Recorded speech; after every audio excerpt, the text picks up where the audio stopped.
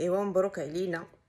اسبانيا صيفطناها 2-0، البرازيل 2-1، وحتى داك واحد راه شويه مشكوك فيه داك بيلانتي ديالهم، واني معليش المهم 3 ديال النقاط جبناهم. والله الا فرحوني. شوفوا راه 3 الصباح هادي ما تديوش على حالتي راني بالبيجامه، ولكن ما كانش ممكن انني نعس بلا ما نتفرج في الماتش. بصراحه الله الماتش كان صعيب وصعيب بزاف، ولكن الحمد لله الاسود ديالنا، وما غاديش نقول اشبال، راه اسود ما شاء الله عليهم. والله الا فرحونا. ها حنايا دابا المهم كنا ديجا الاولين ديال المجموعه، حنا الاولين دابا كونفيرميناها.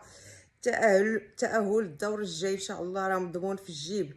والناس اللي كانوا كيشكوا بانه المنتخب يقدر يدير شي حاجه، ما شاء الله هما خيبوا ليهم الامال ديالهم. تبارك الله عليهم.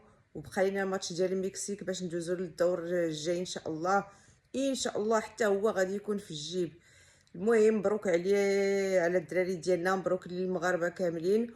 وكنتمناو هادشي اللي كيوقع دابا في المغرب الناس يفكروا شي شويه بعقلهم، وما يتبعوش اي واحد جا كيحاول يخرب البلاد ديالنا، حيت ما شاء الله البلاد ديالنا كلشي كان كيعرف بان فيها الامن والامان، وان شاء الله غتبقى فيها امن وامان. وحنا ديما مع الملك ديالنا، والله ينصر سيدنا. وحنا راه ملكيه وكنتشبتوا بها ومتشبتين بها لاخر رمق.